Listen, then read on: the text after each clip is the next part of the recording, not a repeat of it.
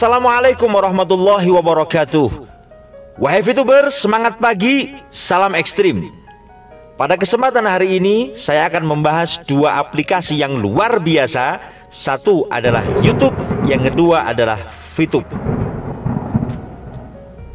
Ini di Facebook saya melihat ya, banyak orang VTuber yang dia menjelek-jelekan YouTuber dan sebaliknya, ya kan? Dan yang anehnya lagi, ada yang tidak VTuber dan juga tidak YouTuber, dia mengadu-adu dua aplikasi ini. Oke, simak sampai akhir. Welcome back to my channel GSWV. Oke, saudaraku yang baru saja melihat GSWV, silahkan klik subscribe dan loncengnya jangan lupa. Bagi yang sudah, silahkan share video ini di grup WA Anda agar kita sama-sama belajar. Kita berikan ruang yang nyaman untuk Anda semuanya. Oke, silahkan dilihat. Kita mulai. Aplikasi yang sudah puluhan tahun sejak saya masih sekolah, masih kuliah. YouTube dulu adalah platform yang sangat mahal. Tidak semua orang bisa melihat YouTube ya, apalagi zaman dahulu kala kalau kita pengen pakai internet harus ke warnet dulu. Belum banyak wifi dan seterusnya. Nah, beda dengan era-era 2000, 2010, 2011 sampai kepada 2020 ini, handphone di mana-mana. Hampir setiap rumah ada handphone 5, 10 dan semua bebas mengakses, melihat yang namanya platform YouTube. Ini luar biasa. Kemudian yang kedua adalah platform VTube yang baru saja lahir April 2020 dan sekarang Desember, belum lama. Dan ini ada kesamaan dan ada perbedaannya. Persamaannya apa? Sama-sama menggunakan Google AdSense. Makanya yang dilihat oleh para VTuber itu adalah iklan ADS. Ini AdSense-nya itu. Kalau di YouTube sama, YouTube bekerja sama dengan pengiklan apapun itu dan dia menggunakan jasa Google AdSense, sama-sama seperti itu. Bedanya, kalau kita menjadi YouTuber, apakah itu mudah? Sulit, saudaraku. Tidak semudah membalikkan tangan seorang YouTuber terus tiba-tiba sukses. Wow, ya tidak bisa. Semua harus dengan perjuangan. Satu, dia harus memiliki 1000 subscriber.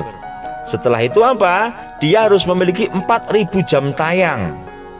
Setelah itu dia baru layak untuk ditinjau untuk menjadi dimonetize atau tidak. Apakah kontennya ini berlawanan atau menyalahi aturan atau tidak. Ketika ini lulus, maka dia boleh beriklan atau boleh YouTube-nya ada iklannya, semacam itu. Ada yang menjalankan ini sebulan 2 bulan, bagi yang memang mujur nasibnya bagus bisa. Ada yang setahun 2 tahun juga baru mau keluar iklan juga banyak. Ada yang puluhan tahun gagal juga banyak. Tidak semua bisa lulus untuk menjadi YouTuber, saudaraku. Ketika sudah lulus menjadi YouTuber yang dia mengeluarkan iklan, maka dia akan mulai belajar bagaimana menata iklannya, bagaimana videonya bisa dilihat oleh orang-orang, bisa menarik, harus ngulik terus semacam itu. Itu YouTube. Setelah mereka melaksanakan proses YouTube, kita jalankan semacam itu, dia harus daftarkan diri dia di Google AdSense. Ya, apa syaratnya itu? Ya syaratnya ada alamat yang lengkap, ya kan? Bukan hanya NIK. Ada para VTuber yang mengatakan, wah syaratnya ini nanti NIK, nanti disalahgunakan. Kalau di YouTube bukan hanya NIK, saudaraku, tetapi juga fotokopi atau bahkan KTP difoto, kemudian kita kirimkan ke Google AdSense, semacam itu. Dan kalau kita bicara kantor YouTube ya, kantor YouTube AdSense, Google AdSense di mana? Di Malaysia. Makanya para YouTuber yang mengajukan pengajuan diri tentang iklannya, ada yang seminggu, ada yang 2 minggu, ada yang sebulan, ada yang 2 bulan, ada yang 4 bulan bahkan untuk menerima surat cinta dari YouTube ini, ya kan? Itu karena alamatnya adalah di Malaysia. Lah, VTube sekarang kita bahas. VTube ini berkebalikan dengan YouTube, sama-sama AdSense-nya, tetapi VTube ini sebagai aplikasi untuk tempat iklan saja, lebih praktis saudaraku. Jadi yang dipajang di aplikasi VTube ini adalah iklan, iklan, iklan, dan iklan. Maka ketika YouTube, orang yang melihat iklan di situ awal, sekarang juga 5 detik ya, nggak bisa di skip kan, bahkan ada yang 2. Ini bagi YouTuber, bagi para orang-orang yang seneng lihat YouTube pasti ngelihat tuh awal, nggak bisa di skip sekarang. Kemudian di tengah, mungkin satu video yang durasi panjang ada 4, 5 atau bahkan 10 iklan semacam itu, tergantung menarik atau tidak bahasannya. Nah kalau di VTube diseragamkan, semua melihat 10 iklan. Ketika 10 iklan, maka kita klaim. Setelah klaim, maka keluar dolarnya atau keluar VP-nya, view point. Maka dia katakan view point adalah bagi hasil poin dari VTube, aplikasi VTube, dan yang melihat. Kalau di YouTube, oke, bagi apa poin ya, dalam artian bagi iklan, bagi hasil antara pihak YouTube bisa apa kuotanya ini dia dapat, kemudian iklan yang numpang ini dia juga dapat, oke. Kemudian hasil dari iklan ini tadi dibagi YouTube berapa persen, kreator YouTube-nya berapa persen. Sangat logis sekali sebenarnya. Maka ketika VTube dan YouTube ini perang ya tidak bisa. Ini aplikasi sama luar biasanya. Ini bagi yang sepaham silahkan like atau kalian komentar sesuai pendapat Anda. Kita tidak mesti bersependapat ya saudaraku. Maka silahkan Anda berpendapat apapun bisa tulis di komentar. Oke saudaraku, kita lanjutkan. Maka setelah itu muncullah orang-orang yang bisa mengambil peluang, orang-orang yang bisa melihat peluang digital ini, era digital ini. Mereka berlomba-lomba pada saat itu 2017, 18, 19 berlomba-lomba menjadi YouTuber gitu loh. Apalagi setelah Atta Halilintar luar biasa sukses, maka banyak sekali YouTuber-YouTuber yang lahir dan mereka menghasilkan beli rumah yang besar, mereka berbagi rezeki dan seterusnya. Banyak teman-teman YouTuber yang mereka berhasil, alhamdulillah luar biasa. Tetapi juga ada YouTuber yang kelasnya menengah juga banyak. Ada juga YouTuber yang kelasnya bawah juga banyak. Maka apa? Semua ada fitrahnya. Sekarang kita di VTube. VTube 2020 bulan Maret atau bulan April dia launching pertama kali.